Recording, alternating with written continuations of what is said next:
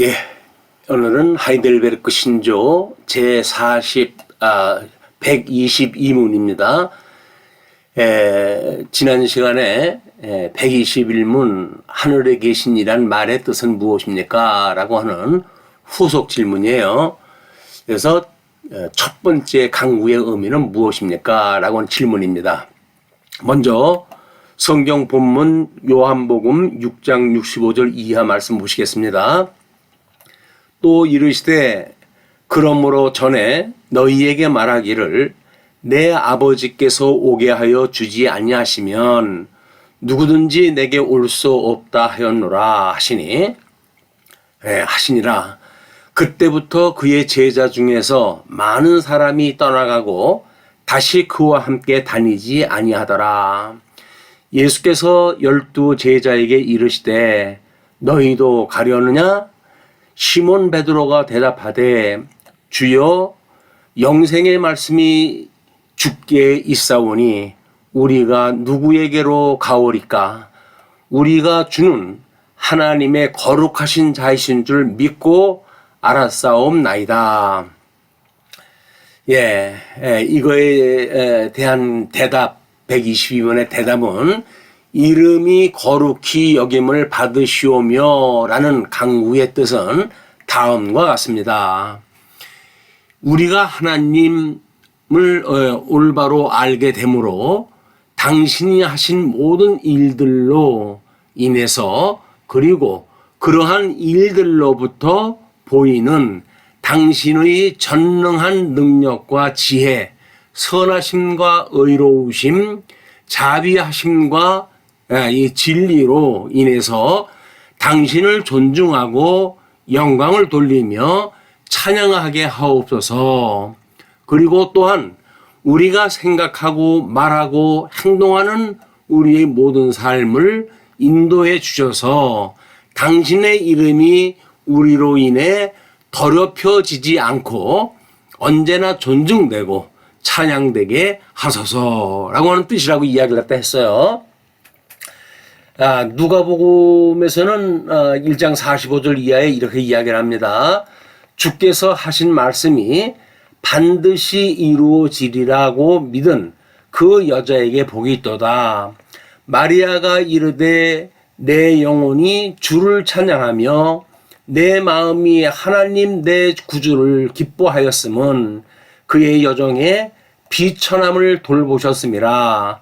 보라 이제 이후로는 만세에 나를 복이 있다 일컬이로다. 능하신 이가 큰 일을 내게 행하셨으니 그 이름이 거룩하시며 긍휼하심이 두려워하는 자에게 대대로 이르는도다. 마리아가 이제 예수 출생에 대한 예고를 듣고 찬송을 하는 그런 그 내용들입니다. 자, 그런데 첫 번째의 강구가 이름이 거룩히 여김을 받으시오며 라고 하는 그 주제예요. 이게 이걸 우리가 문자적으로 보게 되면 하나님이 거룩하시니까 그 이름이 거룩히 여김을 받는 건 당연한 거지요. 그런데 왜 그 거룩히 여김을 받으시오라고 이야기했다 하느냐에 대한 이야기거든요. 그렇기 때문에 그거를 하나님의 이런 전능하심과 속성에 대한 이런 그 내용을 통해 가지고 그렇기 때문에 거룩하다는 그 이야기예요. 하나님의 실제적인 속성은 영원성, 거룩성, 절대성, 이 세 가지를 가지고 계신 분이거든요. 이 세 가지의 그 능력을 가지고 계신 분이고 속성이 그러한 분이기 때문에 그에게 이름이 거룩히 여김을 받으시오라고 하는 거는 너무나 분명한 거예요. 그런데 이거를 창조 사역상 입장에서 보게 되면 하나님은 천지를 지으셨잖아요. 그때 지의 상태가 땅은 공허하며 혼돈하며 어둠이 깊음에 있다고 이렇게 표현할 때 했어요. 그러니까 땅의 상태가 이렇게 혼돈한 상태 속에서 하나님은 이걸 구별을 해내십니다. 그래서 첫째 날 빛이 있으라 하심에 빛이 있음으로 해가지고 빛과 어둠을 나누시는 거예요. 그 나누신다, 구별하다 이것이 거룩하다고 하는 의미이기 때문에 이거를 우리는 창조 사역상 원리에서 먼저 확인할 때 해보는 것이 옳을 것 같습니다. 자, 그러면 섭리사역도 마찬가지겠죠. 우리 거룩은 하나님께만 있는 성품으로 모든 피조물과 완전히 다르게 구별되심을 말하는 것이다. 그래서 이스라엘 백성들은 하나님을 이스라엘의 거룩한 자, 우리 본문에서 확인할 때 했죠. 라고 불렀다. 거룩은 하나님의 속성 중 가장 중심을 이루는 말로 하나님의 백성들에게 첫 번째로 요구되는 명령이기도 하다. 그래서 하나님께서는 모세에게 내가 너희들을 이렇게 제사장 나라와 거룩한 백성을 삼아 주시겠다고 이야기를 하신 거예요. 그냥 그걸로 인해 가지고 우리는 우리 하나님의 이름이 거룩하신 분이 거룩하게 하실 수가 있기 때문에 우리가 이름이 거룩히 여김을 받으시옵고라고 간구를 또 한다는 거죠. 우리가 베드로전서라든지 고린도 후서에 보게 되면 성도의 가치로운 경건 생활이라든가 세속을 삼키는 경건한 그 생활 중에 우리 하나님이 아담에게 주셨던 3대 나라의 그 3대 요소가 있죠. 그것이 이렇게 하나님의 백성에 대한 이야기고 또 하나님의 국토에 대한 이야기고 하나님의 통치에 대한 이야기거든요. 그래서 이게 나라의 3대 조건이 되어있는 거란 말이에요. 그래서 하나님의 백성이 신령한 성취를 예수 그리스도로 말미암아 이루어지게 됐을 때 그걸 우리가 복음 원리라고 이야기를 하는 겁니다. 그래서 사회 영역상 우리는 사적생의 원리를 이야기를 하는 거예요. 죽음으로써 이렇게 생명이 일어나게 하는 역사를 하는 것, 내가 죽어서 다른 사람, 죽었던 사람을 살리는 역사, 이것이 전도의 역사란 말이에요. 또 하나는 경제 영역에서는 연죽보의 원리예요. 이것이 유효한 자가 버림으로 해가지고 가난한 자가 보탬을 받게 되어지는, 그래서 평균을 이루게 하시는 복음적인 원리이기 때문에 우리들은 예수를 믿는 성도들은 자기의 재산을 버림으로 해가지고 이제 가난한 자에게 복음이 증거되어지는 역사를 하는 것, 이것이 경제 영역의 연죽보의 원리입니다. 또 하나는 정치 영역의 원리인데 이걸 봉죽치라고 이렇게 이야기를 합니다. 이게 어린 양 되시는 예수 그리스도가 이 땅에 오신 것은 내가 섬김을 받으러 온 것이 아니라 섬기러 왔다고 그렇게 이야기를 하잖아요. 그렇기 때문에 예수를 믿게 되어진 성도들도 다른 자들에게 섬김을 받고자 하는 것이 아니라 만인제사장이라고 그래가지고 섬김을 받는 것이 아니라 오히려 믿지 않는 자들을 섬김으로 복음을 증거하는, 이 섬기러 오셨던 예수 그리스도를 증거함으로 해가지고 다스리는 역사가 있게 되어진단 말이에요. 만왕의 왕 되신 예수님이 온 우주 만물을 통치하시는 것처럼 우리는 섬기게 되어지게 되면 예수 그리스도의 통치를 통해 가지고 이것이 이루어질 수가 있기 때문에 우리는 우리 스스로 다스리려고 하지 않고 우리는 섬기는 이런 그 일을 갖다 하는 것이야말로 바로 예수 그리스도의 왕 되심을 믿는 그 일이기도 한 겁니다. 아마 이제 이거를 야고보서에서는 전체 주제가 이제 이 거룩하게 되어지는 실천하는 경건에 대한 이야기이기 때문에 3장에서는 혀에 대한 경건에 대한 교훈, 또 4장에서는 세속에 대한 경건 생활에 대한 교훈, 그리고 5장에서는 부한자들에 대한 경건의 생활, 이거를 지금 교훈하는 내용이기 때문에 이 법에 대한 건 특별히 입법과 행법과 사법이라고 하는 우리 성부 하나님이 세우신 법을 예수 그리스도께서 그것을 이루시고 성령께서 인치심으로 그것을 드러내는 일이기 때문에 삼위일체 하나님의 법체제가 바로 정치 영역에 대한 겁니다. 우리가 하나님의 이름이 거룩히 여김을 받으시옵고 라고 하는 그 이야기는 여기서 소위 우리 하나님의 이름이 거룩히 여김을 받으시었고라고 하는 건 계시의 목적으로 우리가 구분할 때 해봤습니다. 왜냐하면 성품에 대한 거룩성이기 때문에 여호와의 의의 영광을 드러내시는 일이란 말이에요. 그것이 우리는 교육신학적인 주제를 갖다 공부할 때 성부론과 창조론에 대한 거를 이 주제를 가지고 설명할 수가 있게 되어지는 겁니다.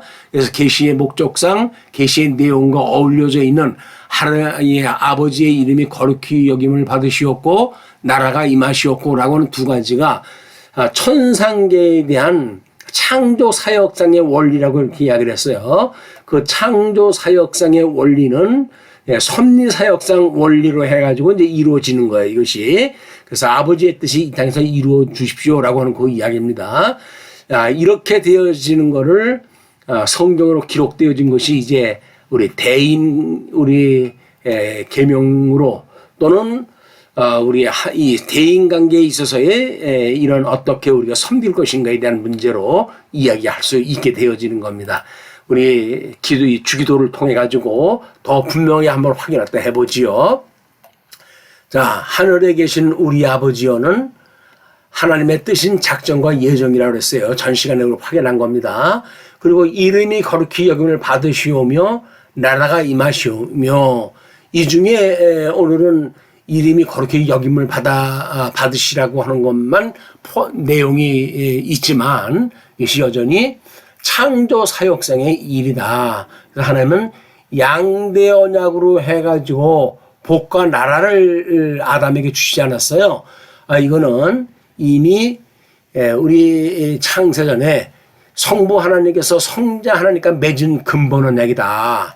이 근본 언약을 창조 사역사이니까 여섯째 날 아담을 지으시고 아담에게 이것을 근본적인 언약으로 주신 거예요. 이걸 주셨기 때문에 이게 그 복을 주시며 가라사대 생육하고 번성하라. 그다음에 우리 땅을 정복하라. 그리고 모든 피조물들을 다스리라. 이렇게 하셨던 것이 창세기 1장 28절의 이야기인데 마태복음 6장 33절에서는 이것을 너희는 그의 나라와 그의 의를 구하라 이렇게 이야기를 합니다. 나머지 걸 다 주시겠다는 거예요. 그것만 구하게 되면 이렇게 해서 뜻이 하늘에서 이루어진 것 같이 땅에서도 이루어지다. 이걸 섭리사역이라고 이렇게 이야기를 했어요. 그래서 에덴 동산에서 하나님께서 행위 언약을 주시고 타락한 아담에게 은혜 언약을 약속으로 하시면서 그에게 가죽옷을 해입혀 가지고 에덴 동산에서 추방을 하시죠. 추방을 한 이 인류는 하나님을 우리가 볼 수가 없게 되어진 거예요. 어두움에 이제 빠졌고 사단의 종이 되어졌기 때문에. 그래서 예수님이 오셔가지고 이제 이런 걸 성경으로 전부 기록을 갖다 하게 하셨으니까 우리가 예수를 믿고 구원받은 성도들은 오늘 우리에게 일용할 양식을 주셨고 이렇게 이야기를 하는 거예요. 생명의 말씀을 먹어야 우리는 성도를 살게 되어져 있으니까. 그리고 우리가 우리에게 죄 지은 자를 사하여 준 것 같이 우리 죄를 사하여 주시었고 이 이야기가 바로 칭의와 성화에 대한 이야기라고 그랬어요. 특별히 성례를 통해 가지고 우리가 어떻게 구원받았는지를 깨닫게 되어지는 일이기 때문에 그렇습니다. 그리고 우리가 이거는 우리가 이렇게 해가지고 아마 우리 예수님이 우리 죄를 사하러 오셨으니까 기독론과 또 구원받는 성도들의 구원론과 이래서 기독론, 구원론 이것이 언급이 되어지는 범위라고 그렇게 이야기를 했어요. 그리고 우리를 시험에 들리게 하지 마시옵고 다만 악에서 구하옵소서. 성도의 견인이라는 이야기입니다. 이건 끊임없이 성화를 갖다 해가는 이런 주님의 몸된 교회의 성도들에 대한 이야기인데 이렇게 우리가 해갔을 때 신앙생활을 통해 가지고 배운 공부와 익힌 공부를 통해 가지고 이런 세계관을 굳게 세워지게 되어지는 겁니다. 그래서 이렇게 되어졌을 때 우리는 인생의 본분을 깨달아 알고 하나님을 경외하고 그의 명령을 지키게 되어지는 겁니다. 그래서 요한계시록에 이제 가게 되면 모든 피조물들이 우리 예수 그리스도와 및 삼위일체 하나님을 전부 찬송을 하잖아요. 그렇기 때문에 나라와 권세와 영광이 아버지께 영원히 싸움나이다. 아멘. 이렇게 고백을 하게 되어지는 거예요. 오늘 세계관을 굳게 하는 것만큼 우리 하나님에 대한 찬양의 폭과 깊이가 넓어지고 깊어지는 겁니다.